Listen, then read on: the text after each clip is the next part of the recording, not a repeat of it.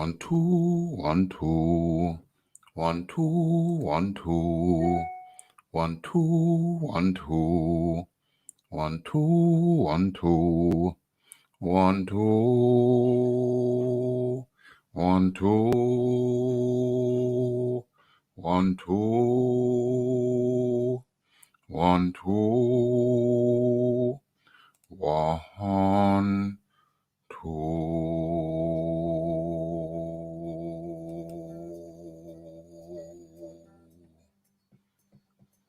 Okay, that's got the throat. That's got my throat warmed up for the show. And if you've not been here before, this is Boxing Talk with Raphie. Well, no, it's not. Well, it is, but it's not. But it is, but it's not. It is, as a matter of fact, rat-tat-tat-tat. Let me get the proper screen up. Let me share the proper screen with you. Boom. Boom. Boom. Okay. So this is where you are, and this is what we're doing. It's Raphie's Happy Hour Boxing Talk. Okay. Episode 3. Okay. And what's going on here? What's going on here? We are officially live. Let's have a look at this. Okay, that looks good. Let's get on with the sound check. First things first. Let's have a listen. Okay, that looks good. Boom, boom, boom. That is sound check is good. Okay, we got 3 likes. What's going on? Okay, people will shortly begin to populate the area. Let me do a little check. Check 1, check 2. Okay, so this is the show, Raphie's Happy Hour, Boxing Talk. And let's get into the menu. What are we talking about today? What's on the menu? Okay, well, as you'll see, scrolling down below, we're having a look at tonight's fight. Estrada versus Gonzalez, McCaskill versus Bracas. As a matter of fact, rat-tat-tat-tat, that might be where we start. Yeah, I think so. Okay, so without further delay, let's get into it. Let's have a look. Let's have a look at the fight fixtures for tonight. And let me move this up a little bit. And let me share this with you on the screen. Okay. Let's go. Boom, boom, boom. Okay. So let's enlarge that and let's get it scrolling properly. Okay. So boxing tonight, Saturday, the 13th of March. What we got here?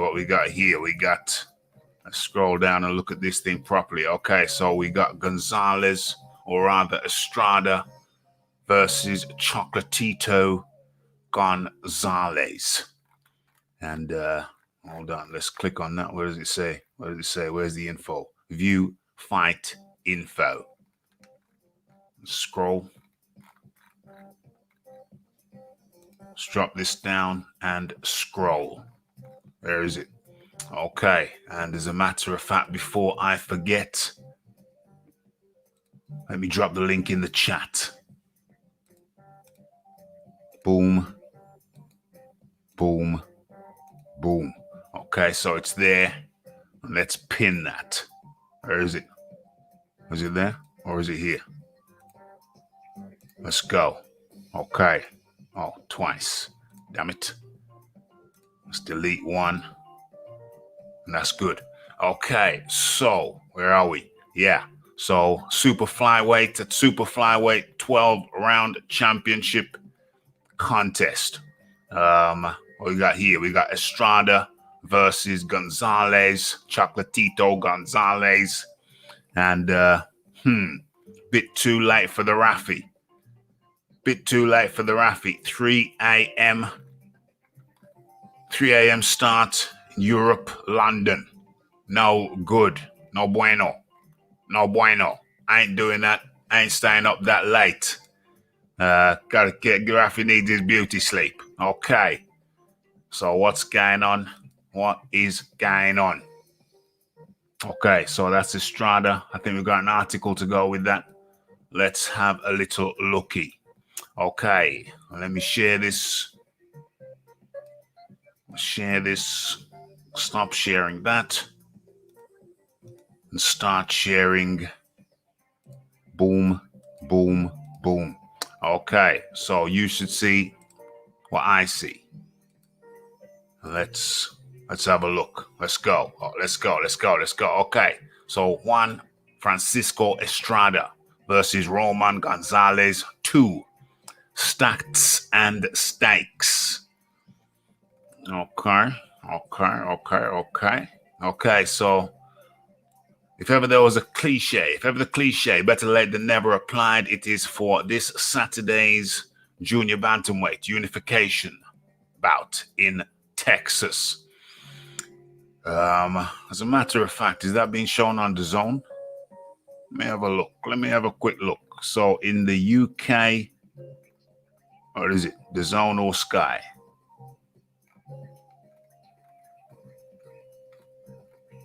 Trying to scroll through, trying to see if it's on DAZN or Sky. I have to read up on that a little bit later. Can't see it immediately.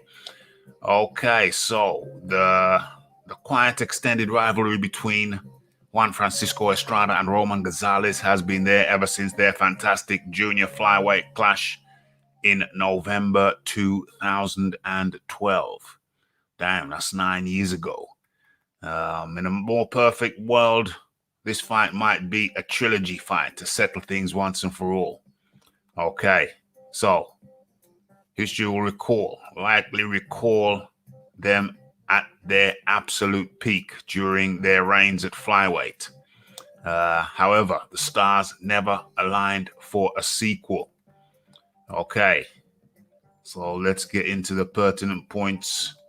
So Chocolatito Gonzalez, career-erecting win over the UK's Khalid Yafai, and a shared twin bill in October, topped by Estrada's classic rematch stoppage of Carlos Cuadras, reminded hardcore followers of the sport of what they wanted to see.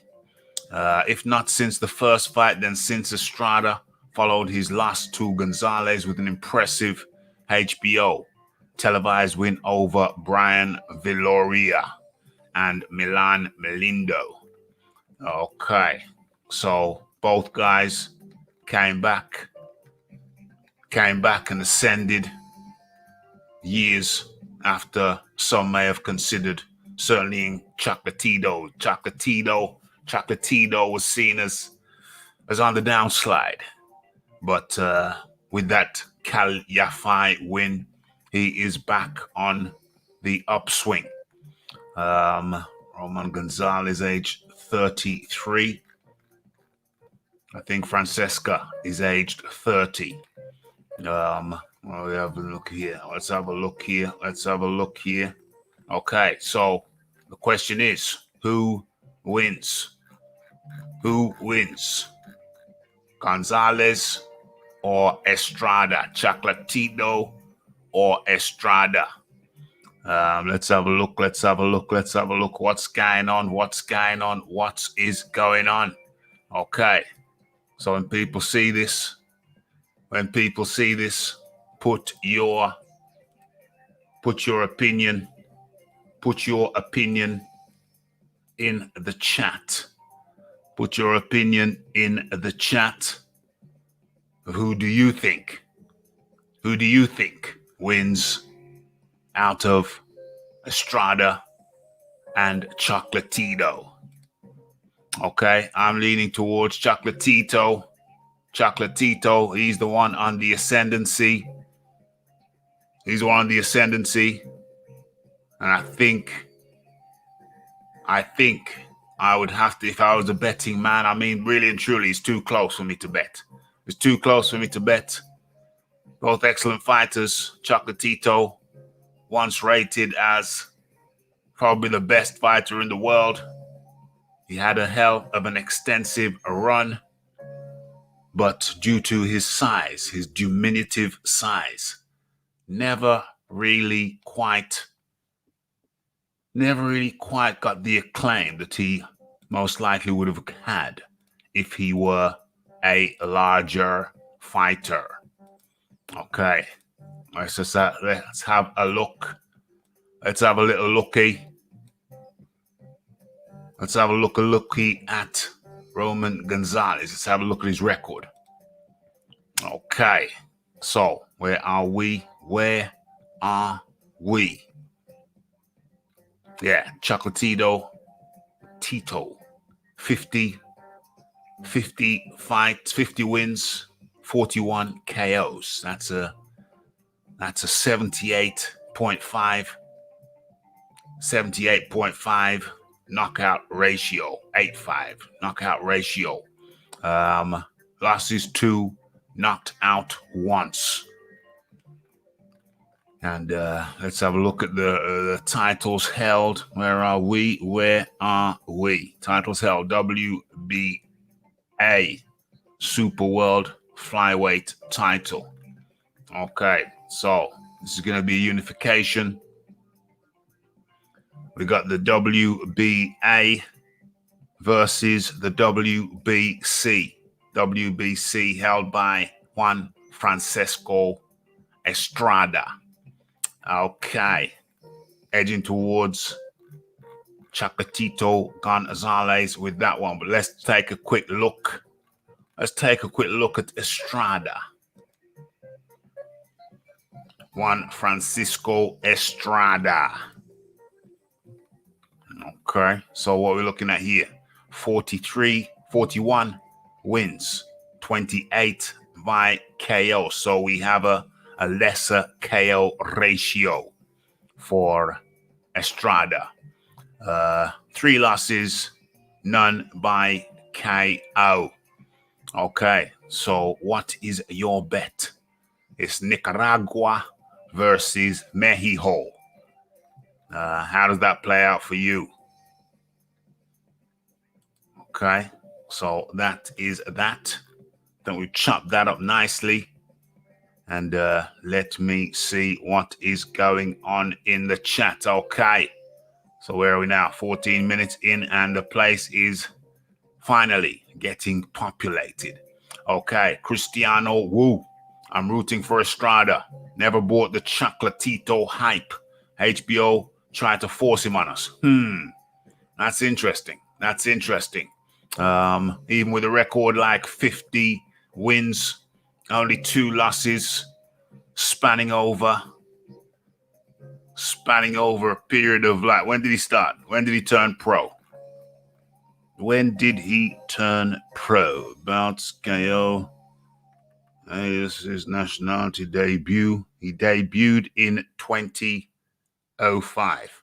Debuted in 05. So what's that? 05, 10. What's that? 16 years?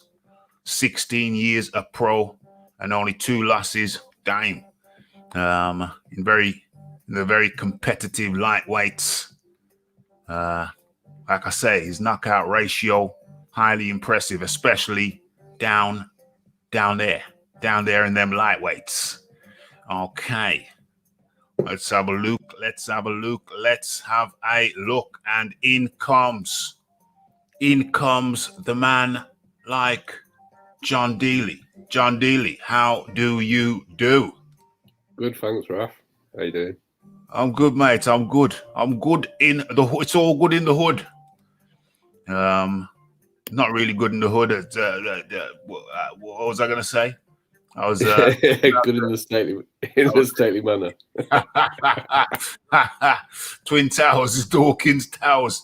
I was going to leave Dawkins Towers for my afternoon, my lunchtime bike ride on a Sunday that I like to get in on a Saturday rather. And just as I was about to do that, the heavens opened up, and I don't mean it started raining. I mean it's been hailing down hard. Yeah, it was rain and hail. Come down hard. I was just about to strap on my bike clip, and damn, I thought, okay, it's a message. It's a message from the gods. It's a message from the gods. Do the show first, and then go for your bike ride. You know what I'm saying? Just, the time that it's raining. Cycling and raining aren't necessarily a good mix. Then, a little bit of rain I don't mind, but this When came it's heavy, down hard. when it's heavy, you're hitting it heavy. This, I used to do a heck of a lot of cycling, Raphie. Yeah, it was heavy. It was heavy, mate. It was heavy. A little drizzle. Raphie ain't scared of a little drizzle. But this was rain and hail at the same time. And I thought, you know what? This is going to be stinging. It's going to sting. Hail, when you go fast on a bike, it's going to sting. It's going to sting, mate. It's going to sting. And I thought, you know what? Do the show now while it's raining. And then you'll still have time to get your bike riding after. So that is the option I chose, and I think it was a good one. The Cristiano Wu in the building, the Aaron Daly in the building, and the Andre. Raphie, what's going on, mate? What's going on? I've got Chocolatito today. I think his volume will be the difference. I think late stoppage. Damn, that is bold. And I've just been talking, John. I've just been talking about, where's his picture? Where's his picture? There he is. Chocolatito Roman, Chocolatito Gonzalez, regarded of one of the best of his kind, of his time. Came back with the win against Cal Yafai, Birmingham's Cal Yafai, UK, and it's been on the upswing ever since. Yeah. Your thoughts. Well, if you look at his numbers, so he's got 52 fights. Yeah. He's got 41 knockout wins as a flyweight. Yeah. 78%, 78.5. Like that's ratio. Most heavyweights would be happy with that type of ratio, with that number of fights. Yeah. Then we're talking about a very, little guy. So talk about a little guy, and they're not known for getting knockouts like he gets knockouts at that weight. It's I think Estrada's knockout ratio is pretty good as well. Yeah, it's pretty good. This is an exciting fight. Whoever you're rooting for, I think it's a bit of a pick 'em fight. I've got Estrada, but it's close. I can see all results happening, but I'm going with Estrada by late stoppage. But I certainly won't get upset if people have any other result. I think all are possible. Yeah. It's really, for me, it's hard to pick them. I'm going with Chocolatito Gonzalez, but I see an argument. I see a case for Estrada, and that split. Hold on, where's Estrada? Let's bring him up. Let's put his stuff up there. There you go. Estrada 41 wins, 28 KOs, slightly lesser ratio, but still good.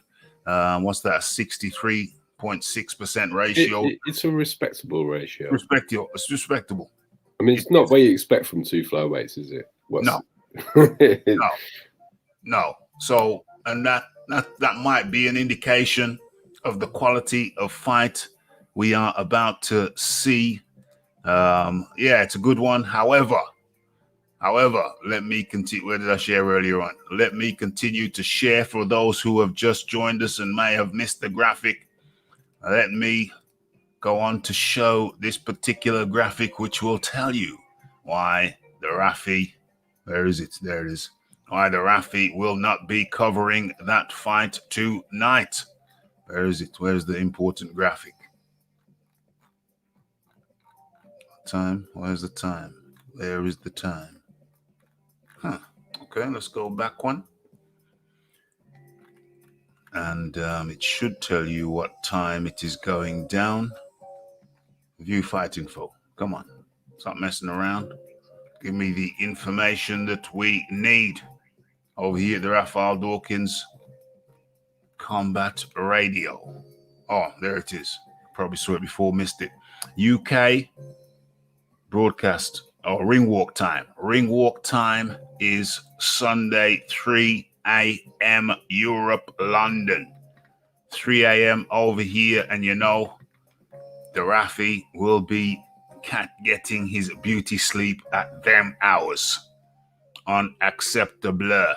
unacceptable. So, John, you're leaning towards Estrada, and I am leaning towards Gonzalez. But if either man could win this one. I've got it as a pick 'em fight. Yeah. But you got to pick someone and go with them. You got to pick someone. I've really putting it down to mileage on the clock. I Yeah. just think Estrada's a bit fresher. He is at least 3 years fresher and about 10 fights fresher. And Gonzalez has been in wars. Mm-hmm. And I think Estrada's the naturally bigger guy. Yeah. And I mean, they're both not very big guys, but I think at this weight, this is Gonzalez's absolute limit in terms of size that he can fight at, isn't it? Yes. And I think it's Estrada's natural weight.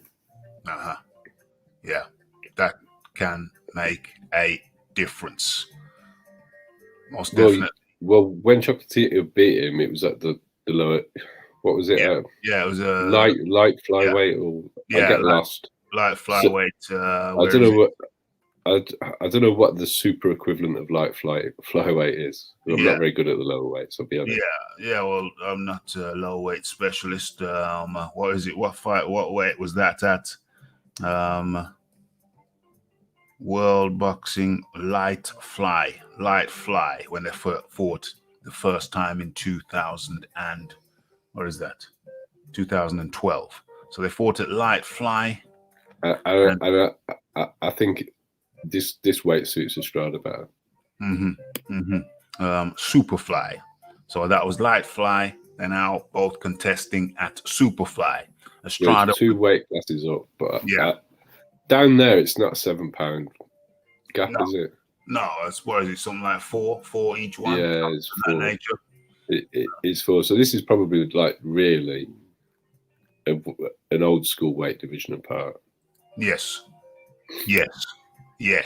Okay, so we talked about Gonzalez and Estrada and Gonzalez. You pick them as you see fit, and I think we move on. We move on from those fellows, and we look at the other big fight. Why have I come out of that? Let's go back in. The other big fight tonight. This morning over in the UK, and let's have a look. Let's have a little looky. And there it is. Let's click on that. View fight info. And blocking these pop-ups is like a full-time occupation. But here we are. Well, at welterweight, we have McCaskill versus Cecilia Brackus. Okay, so let's have a little chat about that, and let me bring up the article and share it with the people. Let's drop that down and bring this up. Boom. Okay, hopefully you're all seeing what I'm seeing. Okay, and so what have you got here? Oh, in comes the man like Boxing Lobsters, one of Pigeon's alias. How you doing, Pigeon? How's it going? Good to see you, matey. Okay. Oh, hit that like button, hit that subscribe button, hit that share button, hit all the good buttons if you're appreciating Boxing Talk, Raphie's Happy Hour on a Saturday afternoon. Okay, so Cecilia Brackus, I know I'm a better fighter than Jessica McCaskill. Okay, she might be slightly biased, but let's get into this. A few days before the anticipated rematch between Jessica McCaskill and Cecilia Brackus, the fighters took part in a public training session in which they are preparing with passion to face each other again. Passion.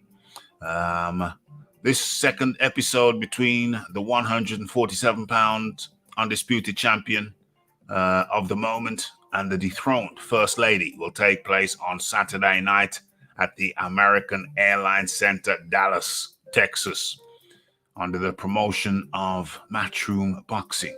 and will be broadcast by DAZN. So that's good news. That's good news, ladies and gentlemen. And as a matter of fact, rat-tat-tat-tat, let me come out of that just for a second and share some more good news regarding this fight. Where is it? Where is it?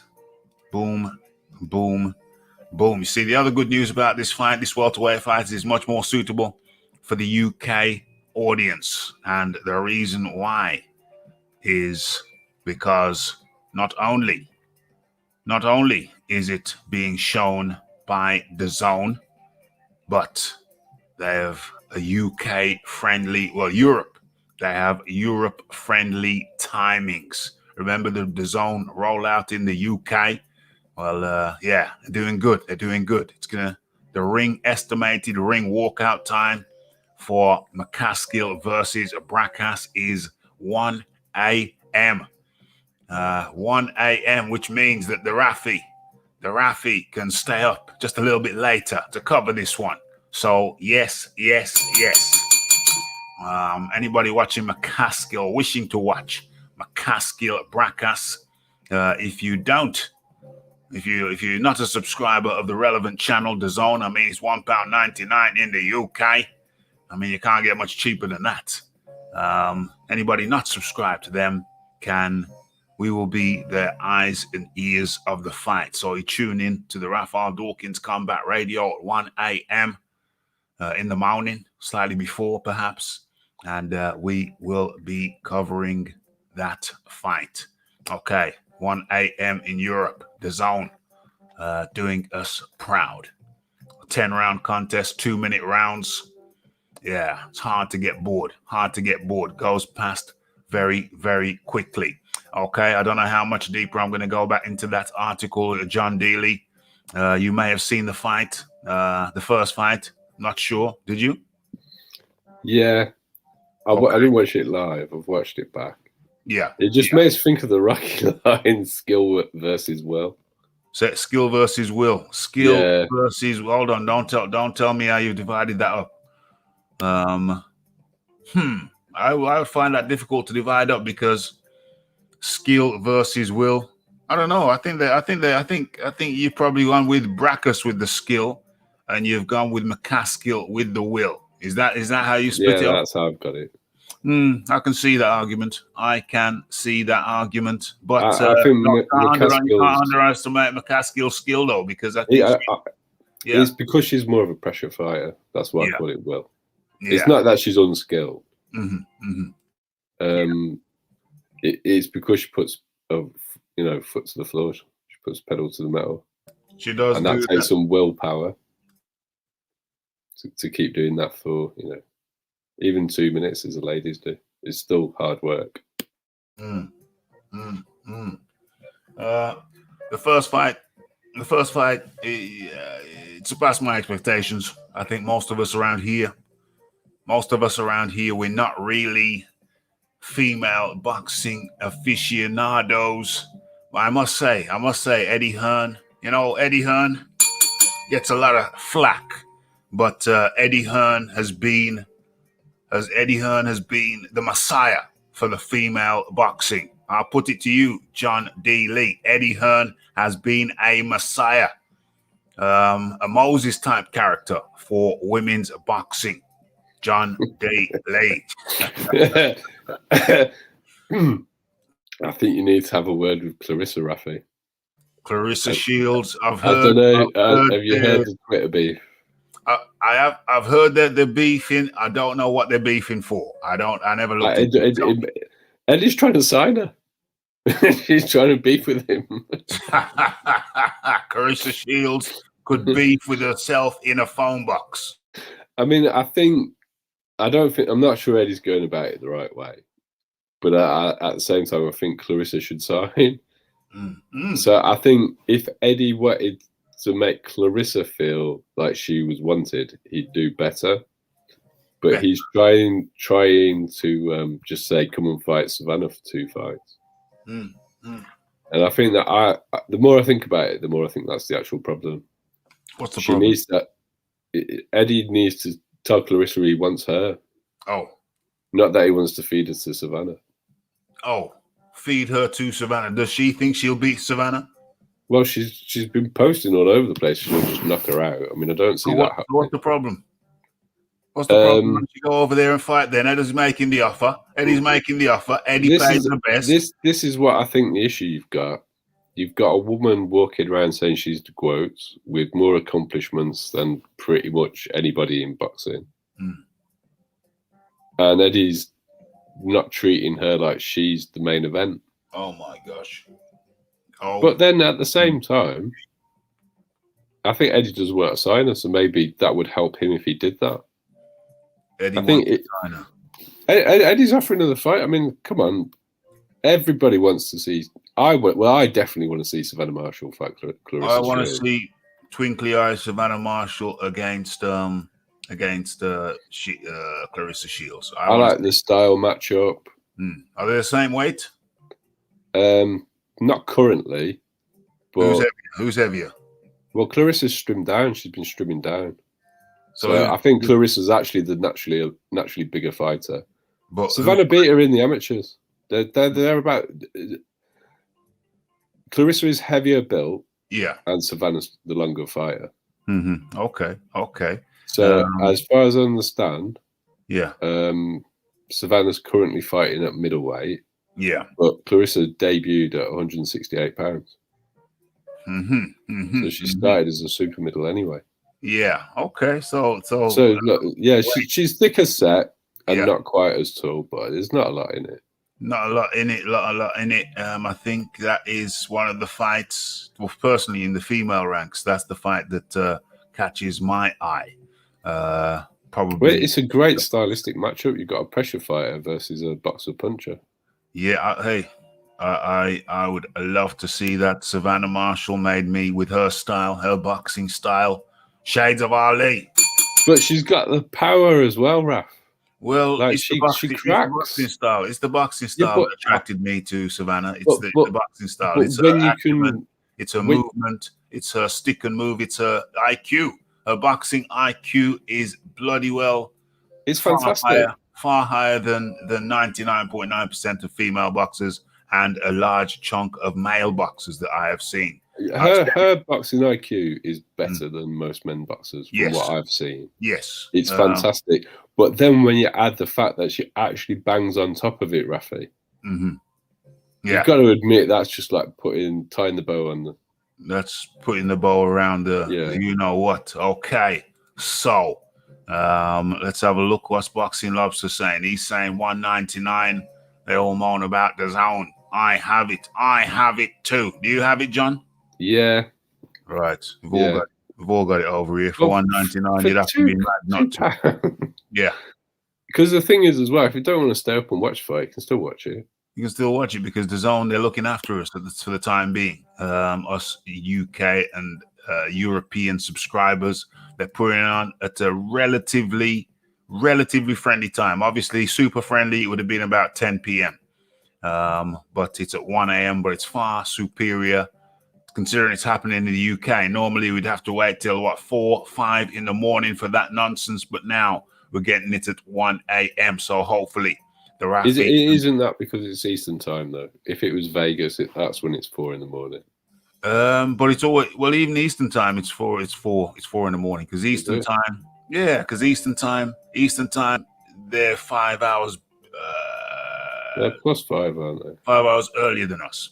5 hours earlier than us. So if they go live at... if the ring walk for a main fight is at 11 p.m. over there, then for us it's 4 a.m. Yeah. And the West Coast, it'll be about 5 a.m. Because normally the Vegas fights are just...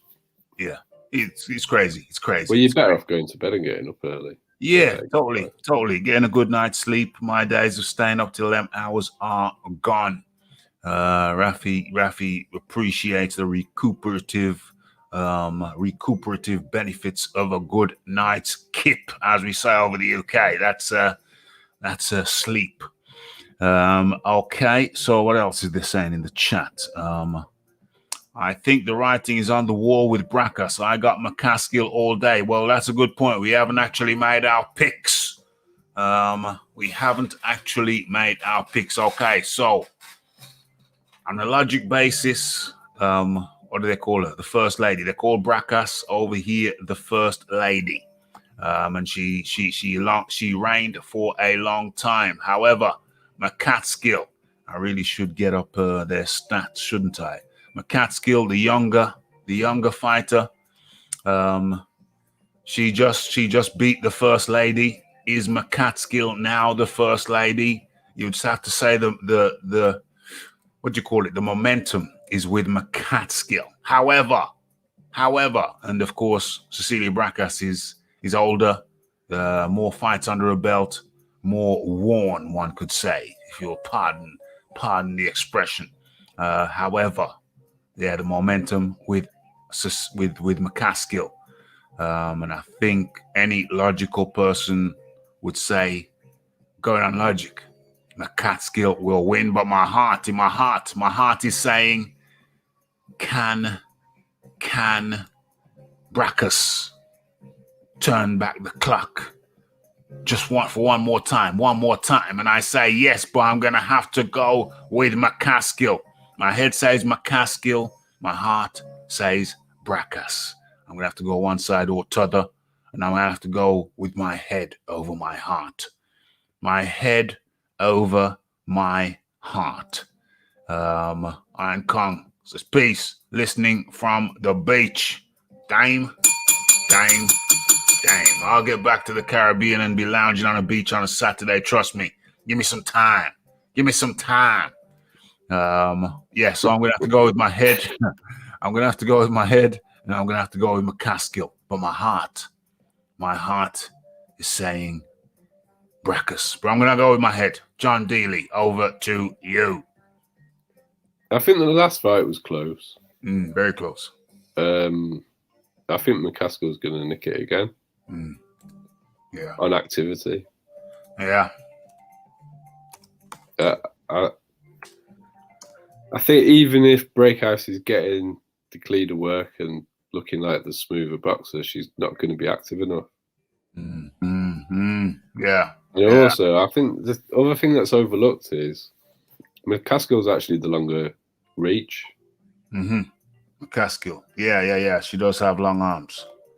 So she's slightly shorter, but she's got longer arms.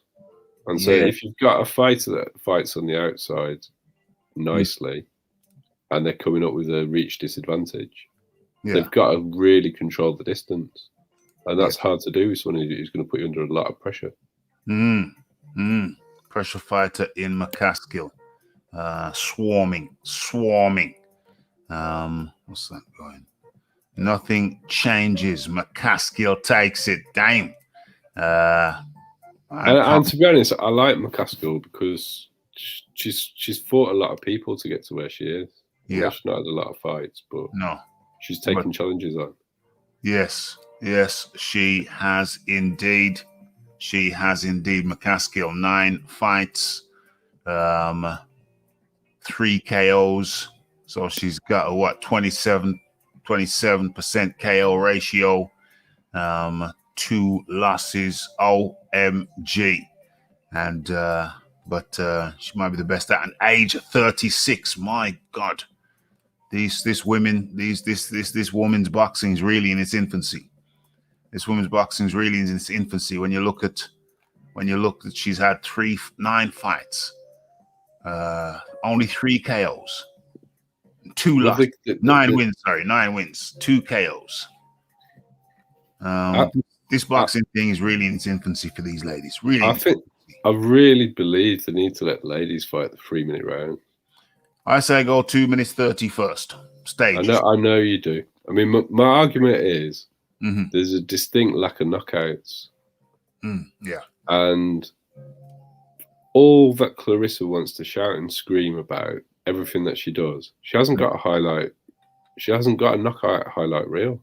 No. So if she had one, I think there'd be a lot more interest. Yeah. And it's very hard to knock someone out in 2 minutes. Yes. It's just a lot harder. There's no way around it. It's harder. And I think they've got bigger gloves as well, haven't they? Yeah. So we're looking at all these stats and looking at a lack of knockouts across the board. But He's not comparing like for like, is what you're saying. Well, if the men were fighting 2-minute rounds with big sparring gloves, we'd see less knockouts there as well, wouldn't we? We just would.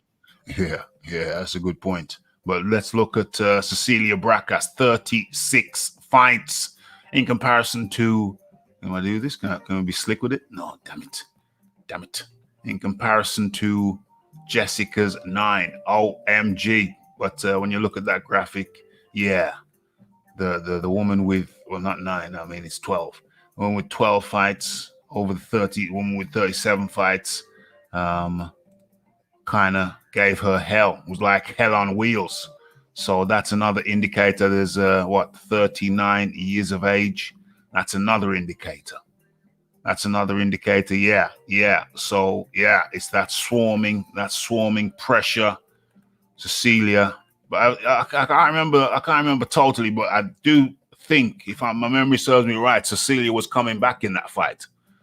I think she realised she hadn't done enough, and she's a quality operator. Yeah. And it was close, so she could win. I mean, I wouldn't rule it out. Yeah, but the fact that she was coming back, I think that's what gives certain people like me hope. Certain people who are secretly, for whatever reason, because I'm not overly invested. I haven't been watching ladies fighting up until very recently, so I'm not really invested. But I just like the vet. But all vets have to hang it up and just looking at the cold, hard facts and stats right here. The first lady at the age of 39 in comparison to it's only 3 years difference, but it's a lot of wear and tear. There's a lot of difference in wear and tear. Once again, part of the expression. But yeah, that speaks volumes to me. 37 fights in comparison to 11, sorry. 37 in comparison to 11. Only a 3-year age difference, but yeah, it's a hell of a lot more miles on the clock for Cecilia Braca. Hell of a lot more miles on the clock. And yes, I think that's confirmed it for me. I have to go with the slightly younger, the hell of a lot fresher Jessica McCatskill. Every dog has his day. And sometimes it's just time to walk off into the sunset. I still think it's going to be a hell of a fight. Maybe even better than the first fight. And I must say, the first fight was action-packed and thoroughly enjoyable. So count me in. I will be watching. Okay, so your final words on that topic, John D. Lee. It's just good to see him fighting for an undisputed fight. It's nice to know they can happen. Yes. Nice to know they can happen. I think John clearly is alluding to one of our next topics. I think the writing's on the wall. Yes, I fear it is, old boy. I remember this fight. The first one was good. I never forget the nice-looking female boxers. Okay. Eddie pays the best, but Al Heyman and Bob Arum use offshore accounts, so boxers pay less tax. Eddie is legit, though. Her Majesty's Royal, what is that? HMRC, revenue collection. Yeah, Her Majesty's revenue collection. So you lose instantly. 40% tax. I knew a person who worked at Matchroom. Okay. Boxing Lobsters. I put it to you, Boxing Lobsters. Is it Lobsters or Lose Stars? Or? I thought I was. I've been saying Boxing Loser Stars. I've been saying Lobsters this whole time. Okay. Yeah. Maybe that's where the big fights are moving over to Saudi. Interesting. I'm getting old. Too old for these 5 a.m. fights. I feel terrible the next day, indeed. What's going on here? I'm Kong listening on the beach, and I'm listening in the queue outside B&Q. That's a Saturday lockdown afternoon. You need to get into B&Q. OMG, all we've got, the nearest thing we've got around here is the canal. We can't go out to the beach. We're landlocked here in Brum. But we got more canal. We've got more canal than Venice. That's right, you heard me. Look it up. Look it up. Do the research. Do the stats. There's more canals in Birmingham than Venice. How about that? So stick that in your pipe and smoke it. Okay, let's come out to that. And where are we going now? Where are we going now? 46 minutes in. OMG. We got to crack on. Put the metal to the floor and let me get rid of everything that I need to get rid of. This damn thing is okay. We're going into it. We're going into the main story. We're not messing around. We're not touching the sides. Where are we? Let me share my screen with you. Boom. What is this? Where is this? Okay. Boom. Okay. So there's a lot to chop up. There's a lot to digest, but we will attempt to do so. I live back of a canal in Brum. Okay. Good for you, old chap. Good for you, old boy. So let's have a look at this. There's been much talk. I think we covered it in yesterday's show. Tyson Fury, as a matter of fact, rat-tat-tat-tat. Is this one of the most action-packed shows on the damn web when it comes to pulling up stuff and giving you quotes and letting you hear it from the horse's mouth? Okay, let me turn this way up. And before we get into this is part of the story, isn't it?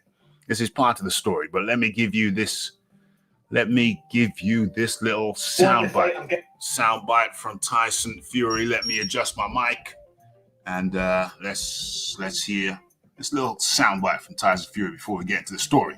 Listen, that you definitely want to fight. You've called for Joshua for long enough. So, what can you do on your part, if anything? Can't do nothing. No. It's out of my hands. It's nothing to do with me.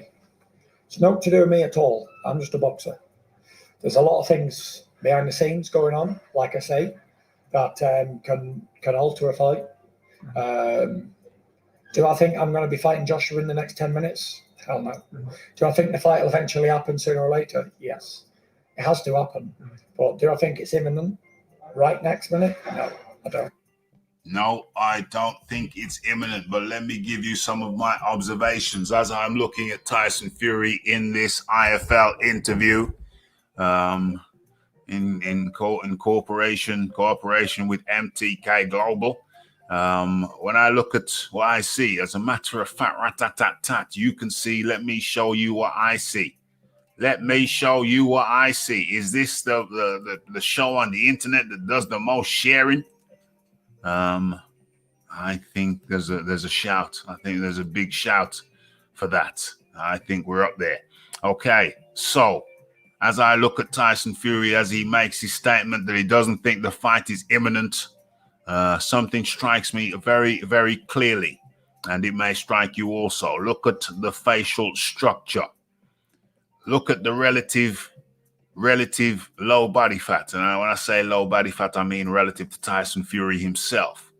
The face is looking lean, cheekbones almost sticking out. I put it to you, ladies and gentlemen of the jury, that Tyson Fury is in intense training, and that all this talk about he's not going to be ready for a fight. I put it to you that he is very, very ready. That is not the face of a fat Tyson, and I don't think he's on the slim fast diet. So I put it to you, John Daly, Tyson Fury is deep into training. I think that's a reasonable statement. Tyson's face goes up and down quite a lot.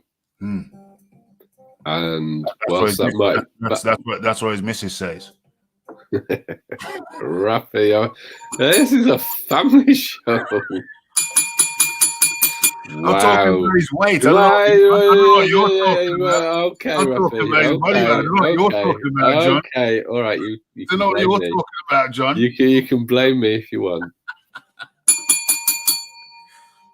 Anyway, that for Tyson, Raphie always has a get-out clause in the contract, John. Just saying. it's okay. You need escape routes.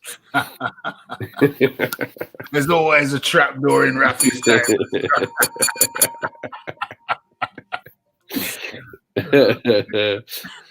Anyway, but by his standards, that picture makes me more convinced it's actually mind games than anything else. Yeah, absolutely. Because he is actually looking pretty trim. He is. He is. You know, and and he did it. Carry on. But that exactly what Iron Kong is saying there. It's the dichotomy in the way they're treated. All the Fury fans have been busy out defending him, always on a downer. It's all mental health, it's mind games, whatever it is. And because Anthony Joshua didn't shout Tyson Fury's name from the rooftops after beating Pulev, he got loads of flack. They're just held to a completely different standard. On a false premise. On a false premise, he didn't want the fight when he's been calling out, when he's made it clear that he wanted the fight. He's offered him the fight to fight him twice. Yes, multiple occasions. So all based on a silly false premise. The fact that Anthony Joshua has offered him 60-40 at Wembley in 2019, why should Anthony Joshua be shouting his name when he's already turned down a fight from him? So there's been a narrative developed out of what? I don't know, out of thin air, it seems. What it seems to me is, well, as I was saying, there's been a narrative that's developed out of thin air. Well, not really thin air, out of Tyson Fury making a silly statement. Oh, you ish the bed. You don't want to call my name. He's called your name multiple times. There was no need to call your name after the Kubrat Pulev fight. And so it's entirely a false premise that, Anthony Joshua doesn't want the fight. It's ridiculous. I've heard it said in many, many different places by people who are painfully uninformed. But there is a contingent of people out there who genuinely believe that somehow, I don't know how they arrive at it, that Anthony Joshua doesn't want the fight when it's painfully obvious that he does. But back to you, John. Well, he's just held to a different standard. It's like Wilder, Fury. For some reason, they always want the fight. Yeah. And it's always Anthony Joshua who doesn't want the fight. Bizarre. But it's always Joshua sending them offers that aren't good enough. All the time. Although I actually think Tyson does want the fight now. Now that I've seen him looking like that, rather than just listening to sound bites, I think he's in. I don't believe all this talk. I mean, look at his neck. You can see his traps. Yeah. The man's training. The man's deep. Like that. Tyson Fury's neck does not look like that when he's drinking 12 pints of lager a day. Tyson Fury, for those who don't know, has been alleging that he drinks 12 pints of lager a day. He's been drinking. He did actually only say 12 pints, didn't he? I haven't. I haven't covered it because I think it's a load of nonsense and crapola. Look at the man's face; he's lean and trim, relatively. Don't worry about him jumping in the sea. Tyson Fury's always going to be on the fleshy side. But just because that got released, did that mean it was actually live? Exactly. Does it mean it was current? He's such a good manipulator. Of narratives. And I'll be honest, my initial reaction was that I thought he was shook.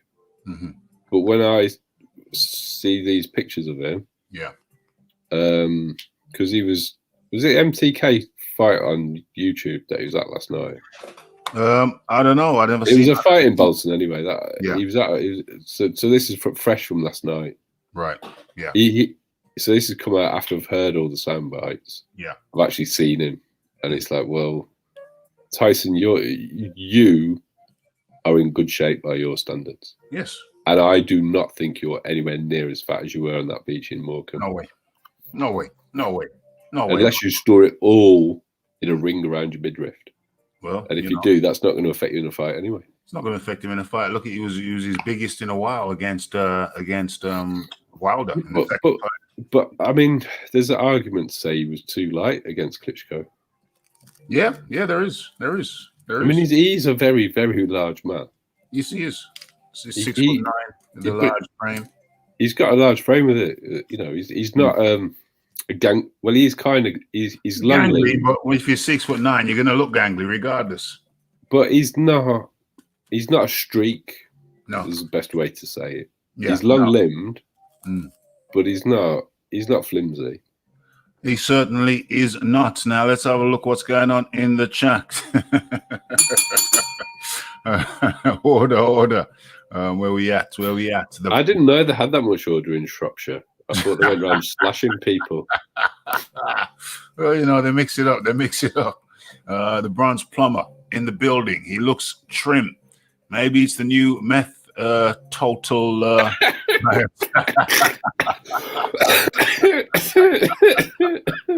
Oh dear. David Price always comes out with the lines, doesn't he? He does. The plumber, the bronze plumber is good. He's good at it.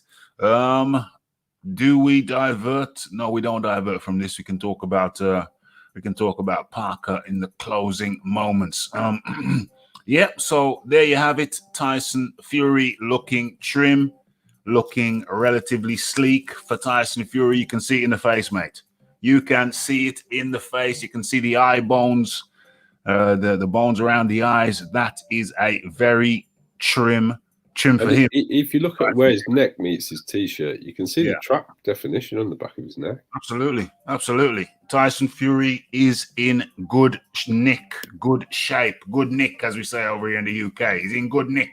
That means good shape for him. Just like he was in good shape for the second Wilder fight. And OMG, what is it I forgot to do? There's something that I forgot to do, and let me correct that right now. But carry on talking. I got to share this with the secret society. Carry on with your observations. Well, I've just got to admit, I got a bit triggered the other day when he came out with it. So you've got to give him his credit. He is very good at manipulating the media. Absolutely. Although Frank Warren had to pull out an emergency statement to try and rescue the situation. It sounded like he was in trouble. Yeah. like the people behind him had said, Frank, you better go and sort this out. Yeah. I didn't believe it. And I think Tyson's gone out and said even more since, because I think he's enjoying it now. Of course he's enjoying it. He's a manipulator. He's a manipulator of the press. Yeah. Master. And just a wind-up merchant generally. Wind-up merchant in general. Anyway. Yeah, wind-up guy. Definitely. There's no two ways about it. He's a wind-up dude. Just sharing this now with the secret society. How remiss of me. So it's in. But if he's looking that trim, now, then I know he's taking this seriously. Very. And so all of this ring rust excuse, I don't think he's going to be able to use it. Yeah. Tyson Fury, manipulator. Over in the UK, we call it. Can I say piss taker? Ooh. I think I just did. Raphie's on the happy hour. We're having all sorts of risque statements today. Risque, very risque. This is it's at least a 15. This one, Raph. Yeah, it's a PG 15 or whatever they call them. We've shared that with the secret society. A bit remiss of me not to do it earlier. Nothing changed. Oh, that's an old statement from the YouTube. Is the YouTube frozen? I think it has. Let me reload that shiznick. Where are we? We're over here. Okay, let's have a look at a few more of these comments. Good afternoon, Wizard Sleeves up in the building. What else we got? Parker's new series is Breaking Bad. OMG. What does this say? Plumber. Parker's diet is world class. How old was the beach videos? Well, that's the thing. Clearly, his face didn't look like this in the beach video. So, it could be a month old, 2 months old. Certainly not recent. Trying to mislead the people. Maybe he's increased his sausage. I didn't read that before. Up to 20 a day to stay trim. Well, it's Tyson that claimed that was a way to improve his testosterone. Well, maybe you should have gone with that instead of the world tour. Yeah, should have gone with that instead of the wild, or maybe double dosed. Maybe I don't know. Maybe because he is a massive tusser. So yeah, well, there we go. There we go. It would be quite a good defense. Yeah, absolutely, absolutely more. So yeah, the Tyson Fury red herrings continue.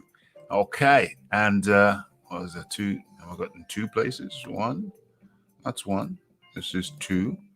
Okay, here it is. Okay, so let's stop sharing that and get into the main thing. Where's that?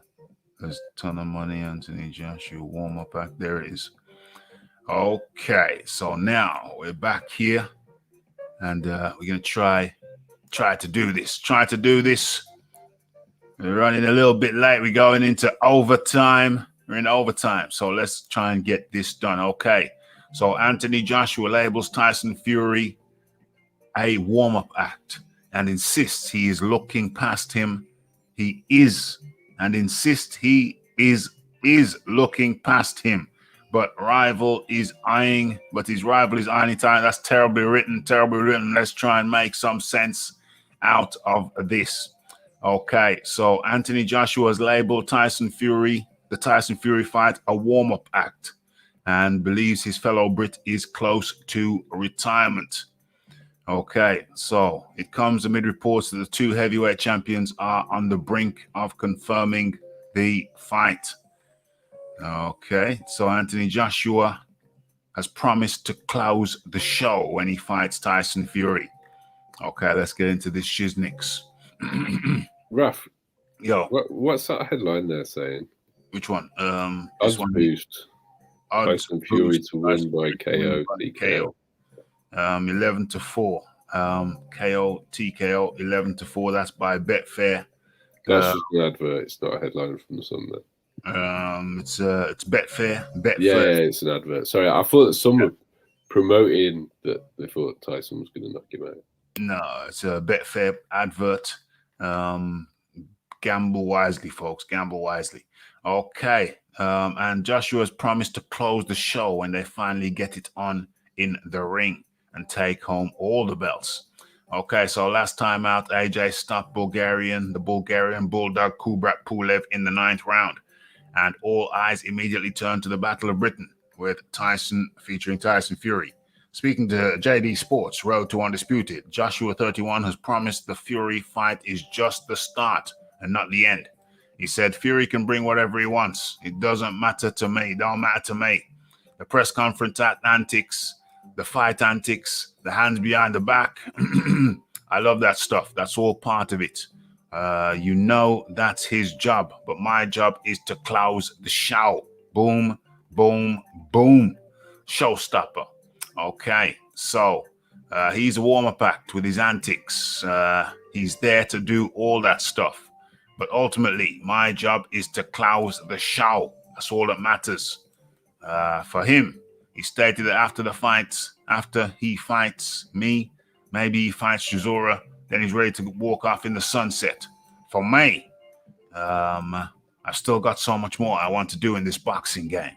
The road to undisputed is part of the journey. It's not the end of the journey. OMG. Okay, so there's some stats. Tyson Fury versus Anthony Joshua. I don't know why they got the unified on the right side and the one belt guy on the right. The unified on the right and the one belt on the left should be the other way around. Surely Anthony Joshua has had more defenses of his belt. Fought more top 10 guys. It's very difficult to have less defenses, Raphie. Well, yeah, because he's got none. Because Fury's got none. So I don't understand why the guy with the more defenses, the guy with the more belts is on the right-hand side as opposed to the left, as if he's a support act. I really don't understand that. But anyway. A lot of rankings do currently have Tyson Fury as number one. They do currently have Tyson Fury as number one. I understand and accept that. However, for me, you got to look at the guy who's got the most defenses. the guy who's won and defended. Tyson Fury has never defended a championship belt. Let that sink in, folks. That should count for something. So age, 31, 32. 32, 31. He has got 6 title defenses of the lineal belt. Where is the fight doctor when you need him? Okay, that is a fair observation, and that has prompted me. To let's go back and look at Tyson Fury's lineal belt defenses. This should make some interesting reading, and we're gonna have to come out of that momentarily because this is funny stuff. And let's take a look at Tyson Fury's lineal defenses. Okay, real quick, and then we get straight back into this. Where are we? Oh yeah, there we are. Okay, so Tyson Fury, 30-0 and 1 draw. Okay, let's have a look at these lineal defenses. Let's have a look where for Klitschko. Okay, there's Klitschko. Remember, he tested positive after Christian Hamer, so he shouldn't have been in the ring with Klitschko 6 months later. So to me, that's null and void. That's a no contest. That should be ruled a no contest. Anyway, but let's say that it actually is legit and it stood. Okay, so his first lineal defense was against Sefer Safiri, a guy who I don't know if he was even ranked. He's a Marvel superhero, Raphie. Superhero Sefer Safiri from the Silver Surfer. He's the Silver Surfer against Francesco Pianetta, who was let out of Pizza Hut. They gave him a day off from Pizza Hut to fight Tyson Fury. So that's Francesco Pianetta. That's his second lineal defense. Third lineal defense, okay, fair enough. That's legit. He was against WBC, Bronze Docker. DeConte.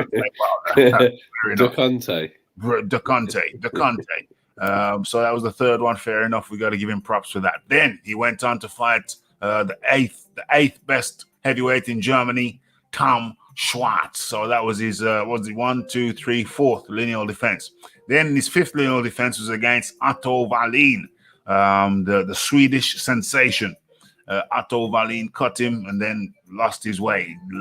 Went against the game plan and then lost over 12 rounds. And then what's that? 1, 2, 3, to be fair, 5. Otto Wallin is very unlucky because in a lot of places that fight would have been stopped on cuts. The cut came from a punch. He was unlucky. And then his sixth title defense. 1, 2, 3, 4, 5, 6. Yeah, his 6th title defense, lineal title defense was against Deontay Wilder. Fair enough. WBC champion at the time. Fair enough. So he's had 6 defenses, and 4 of them of his lineal belt, and 4 of them were against no hopers. And out of the 2 good ones, there's only 1 win. 5 of them, because he fought one guy twice. 1 good win. Yeah, 1 good win was the second fight against Deontay Wilder. So that's the list of Tyson Fury's lineal defenses, and all I can say to that is OM. Did you see Tyson being interviewed before Tom Schwartz? Before on Tom ESPN? I may have done. He was talking about him being an unbeaten, young, hungry challenger to his title. That was hilarious. He kept a straight face while he was doing it. That was utterly hilarious. Now back with the Anthony Joshua article. That's why I know I'll get past this fight, because I'm looking past him. I want more. This isn't where this stops. Okay. They say never look past anyone. Anthony Joshua saying he's looking past him. He's looking beyond that. He's not looking past the fight as such, but he's looking where he's going afterwards also. The fight, God willing, will be this year. I am saying it's going to be this year. I'm going to speak it into existence, and I will be victorious. OMG. Okay, so he's got the green light. Okay, that's more stuff there. Don't need to go into that. We've got the gist of it. Damn it. finish. Damn it. If your horse doesn't finish for any Damn reason, it. get a free bet back. Damn it. Damn it. Damn it. I hate it when that happens. I absolutely hate it. I had to shut it down. I had to shut the damn thing down. Damn it. Yeah, I had to shut it down. So let's go to his Instagram. Yeah, John. So what I'm saying is this. What I'm saying is that when Anthony Joshua, the headline is that Tyson Fury is the warm-up act. And what I think he means by that is that Tyson, for the fight itself, Tyson Fury is the warm-up act. Tyson Fury is the one who's going to come out in some Batman suit. Tyson Fury is the one who's going to come out with some outrageous statements in the press conference. Tyson Fury is the one that's going to be... Hold on a second. Okay. Tyson Fury is the one that's going to be making all the hoo-ha prior to the fight. But Anthony Joshua, to my understanding, is saying that during the fight, when it comes down to actually getting in the ring, when all the talking stops, then that will be my time. Tyson Fury's best time will be before the fight, and my best time will be in actually in the fight. Tyson Fury may win the what do you call it? May win the pre-fight antics. Yeah, he's saying Tyson Fury is the man for the pre-fight antics, but he is the one. Anthony Joshua, or Femi Olansi Joshua, I'm the one who will close the show. Tyson Fury opens the show. I close the show. Over to John Dealey for your interpretation. But I've watched the whole thing on YouTube anyway, so that is 100% what he said. Right. Because he actually said, I like to do my talking in the ring. So he actually said that afterwards. So it's a very good interpretation, Raphie. Yeah.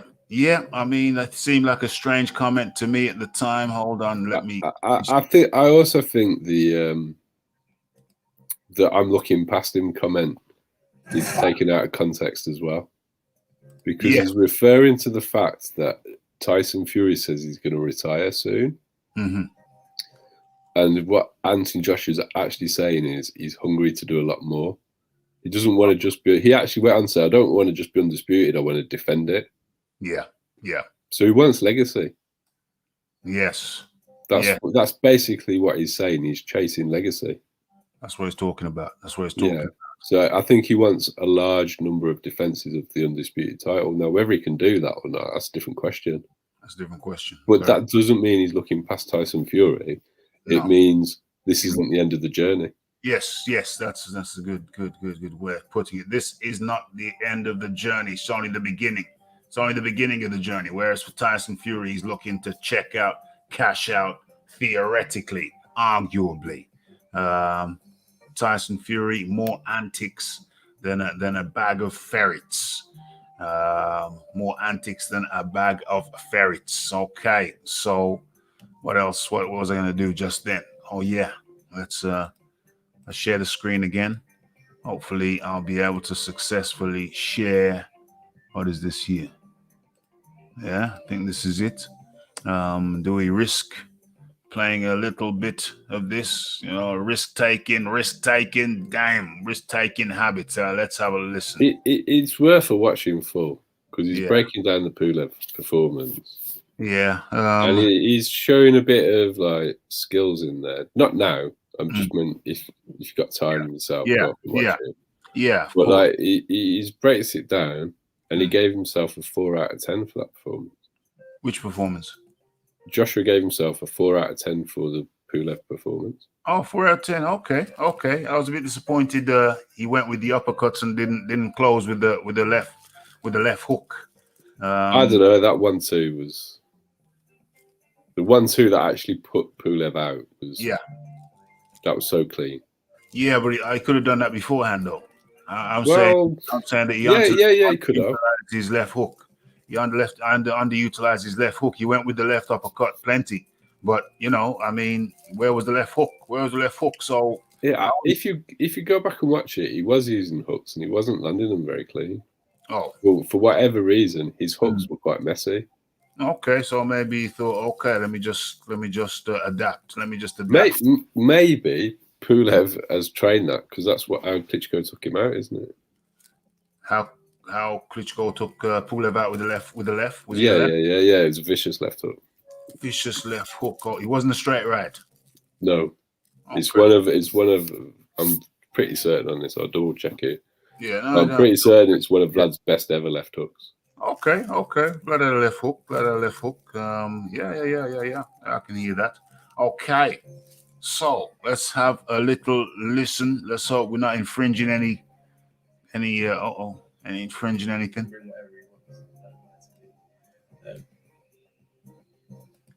The press conference antics, the fight antics, the hands behind the back. I love that stuff, right? That's all part of it, you know. That's his job, but my job's to close the show. Boom. That's his job, but my job is to close the show. Just to reaffirm what Anthony Joshua means when he says that Tyson Fury is the warm-up act.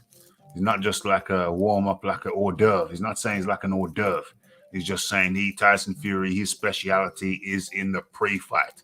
But Joshua is looking to show his speciality actually during the fight. OMG. Okay, what's going on here? Let's have a look in the chat. I hope that's all it is. What do you mean? I hope that's all it is. So until they actually sign, I don't think Fury is hype. AJ Fury is a 50-50. Pigeon Mike Tyson. Okay, I think the same until one of them actually signs. We won't know. What's going on? Fury is lineal nothing. It is a fallacy. Damn, and where's Kangaroo Jack? Where is Kangaroo Jack when you need him? Kangaroo Jack's probably getting some well-earned sleep. What time is it? It's early in the morning over there. Even Fury don't mention lineal now. He's actually got a proper belt. Good point. I haven't heard him talk about lineal in a while. Does he even mention the ring? You don't mention the ring. Originally the ring was kind of lineal anyway. Don't mention the ring no more. It's WBC. I'm the WBC champion of the world. Okay. Now he's got a proper belt. Good point. AJ has legit KO power, but it could go badly wrong for him. So I won't make no rash statements. You don't make no rash statements? Okay. Pigeon is turning over a new leaf. Says he's not going to make any rash statements. He's also giving AJ compliments. That's a bit unusual. That's a bit unusual. Maybe you change your brand. Maybe Pigeon's changed his brand of cider. I don't know. Pulev was, 40? Can't rate that performance. Nobody wants to fight Pulev. Those Americans don't want to fight Pulev, do they?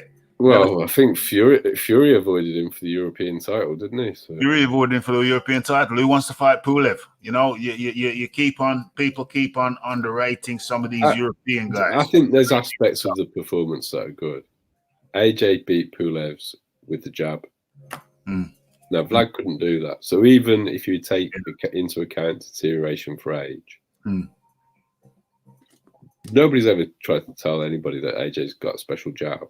But he just out-jabbed Pulev. Yeah. And all I heard in the build-up to the fight was Pulev's jab, Pulev's jab, Pulev's jab. He hurt Klitschko with his jab, Pulev's jab. And he couldn't land it on AJ. Barely touched him with it. I think he landed more power shots on him than he landed jabs. Yeah. A lot of people like to overlook the fact that Pulev turned his back in the fourth round. Or is it the third? Third. That's the effectively end of the fight. But the referee wanted to give the people some more entertainment, so let it get on. But that's not. I think it was good for AJ because, let's be honest, he'd been out of the ring for 12 months. The rounds were good for him. So even though he stopped Pulev in the third, the referee was good. Let Pulev have another go, have another chance, and gave Joshua some more workout time. So that's my view on that. Whatever I was addressing. 40. Oh, that's what I was addressing. Okay. February was robbed of an early stoppage when Pulev gave his back. Damn, he wrote it before I said it. Yes. with the sleeves. New boxing rule equals beat a useless bum, become number one. I don't think Wizard Sleeve likes Deontay Wilder. That's yeah. Well, you know, well, yeah, I can understand that position easily. I'm just trying to. I mean, I do struggle to reason it that you can have it as number one and number two when they go into the fight. Because AJ had lost, yeah. So, and he got his titles back. So I could understand you put in Deontay Wilder ahead of AJ on the basis that he's unbeaten. But what had Fury done? All he'd done was a draw with Deontay Wilder to get the number two position. He drew with the guy to get to become number two. Number two. And then he'd fought a series of European cruiserweights. Yeah. No, I turned one into legit heavyweight. Yeah. Well, he wasn't. We didn't know him to be legit before he fought. No, I mean he's legitimately big enough. He's not a cruiserweight. Oh, okay. Yeah, I see what you're saying. I believe Fury will crumble inside or outside of the ring. I don't think he's gonna crumble. I just think he might. I wouldn't put it past him, Raph. I think he just might be aware that Oluwafemi is a bigger challenge than some people are giving him credit for being. Do you know the biggest thing that illustrates that, Raph? Tyson's face on those pictures you've just shown us. Yeah, he's training, mate. He's taking it seriously. He's taking it very seriously because he knows that fighting Big Femi is not a joke. He's either in training and losing weight in training, or he's losing weight out of worry. And personally, I think he's losing weight out of training. No, he looked pretty relaxed. Yeah. So I don't think he didn't look like he had any mental health problems to me. I've seen the interview. His mental seem okay. So I believe he's losing weight through training, not through worry. And he shared a ring with AJ before when he was totally raw. Yeah. And he went off and raved about it, and he turned down the fight already. So Fury does tell the truth sometimes. Yeah. He said he cherry-picked Wilder. Zane tells a lie. Yeah, but he said he cherry-picked Wilder. He said he cherry-picked Wilder. And he did. And it's worked out well for him. He's got 50-50 of not really doing a lot, bringing one belt to the table and having one good win. Yeah. And he's got himself half the biggest purse. God knows how long. So you can't knock him for turning the fight down in a way because his plans worked. As long as he comes through and takes the fight, win, lose or draw, what he's done is a good plan. I won't knock him for that. Yes, you're talking about Fury. Yes. Yeah, of course. Excellent plan. Recently, I've been seeing Christian Wu.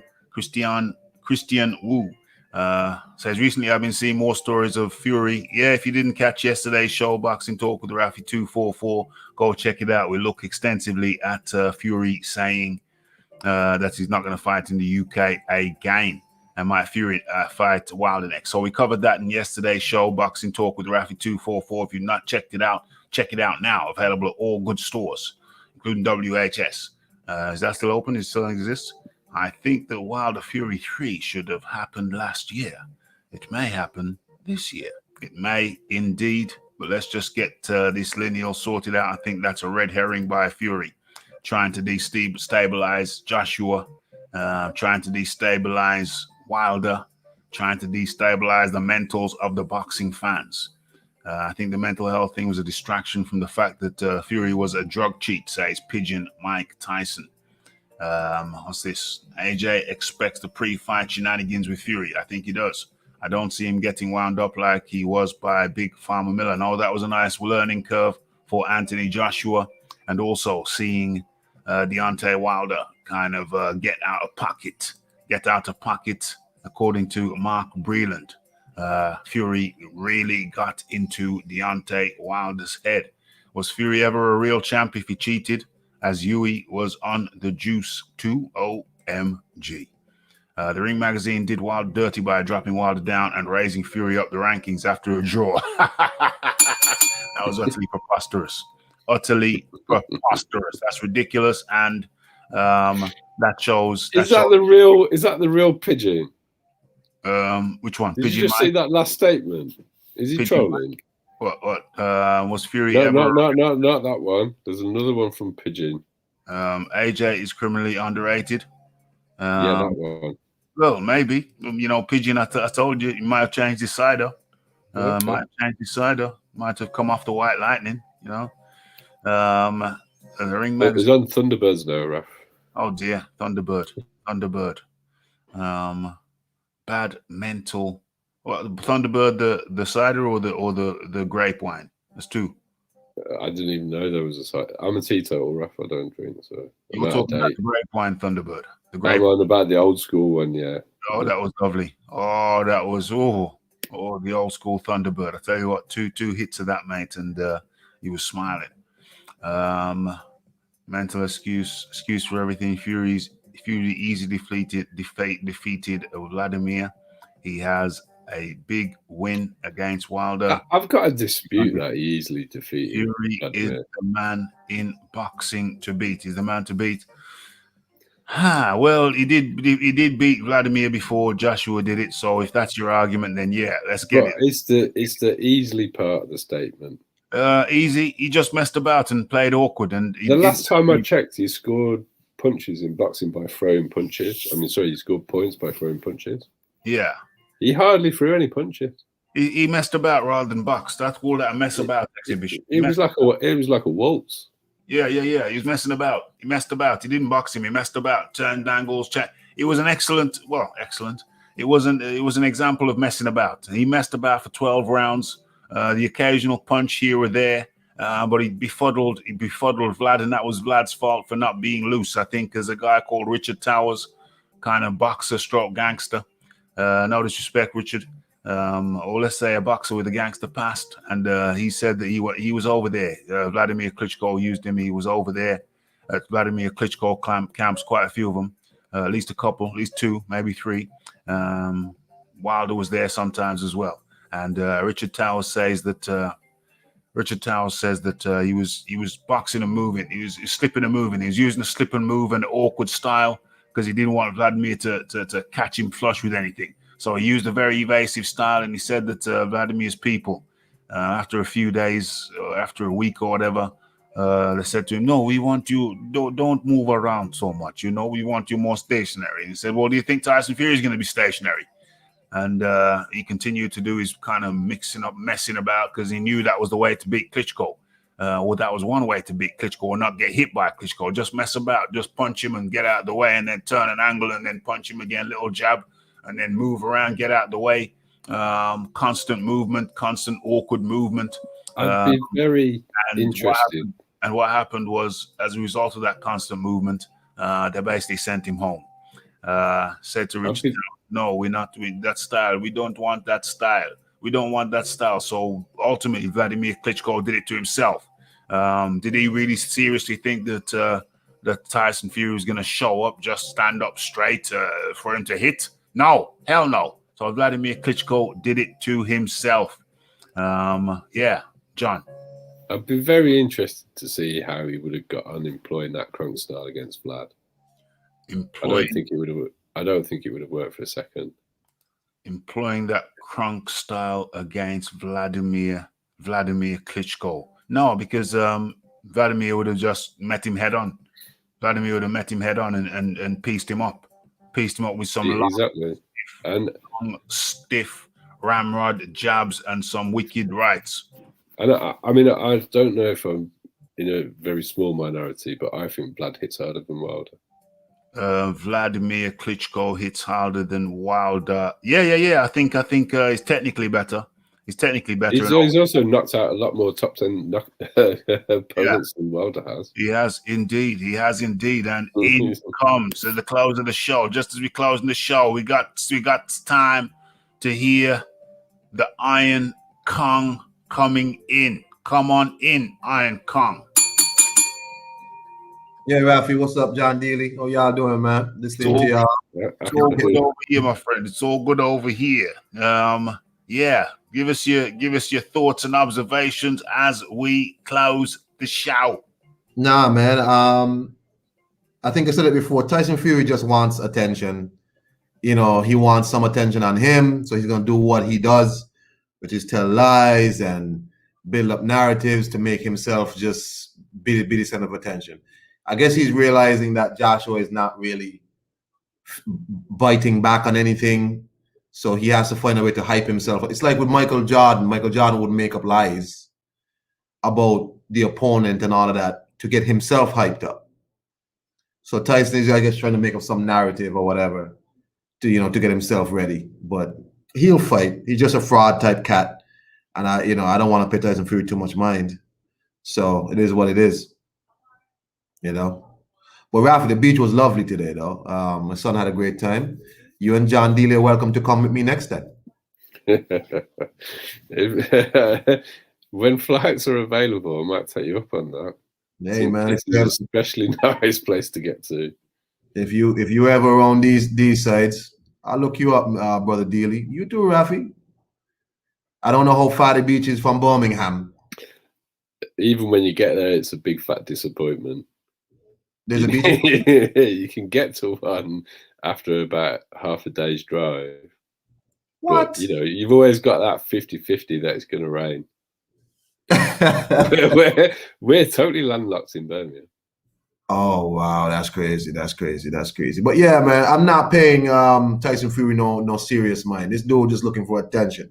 You know, he just wants to create this narrative and wants people to say, oh, look, Tyson is whatever. Of course, his fans will go with whatever Tyson says.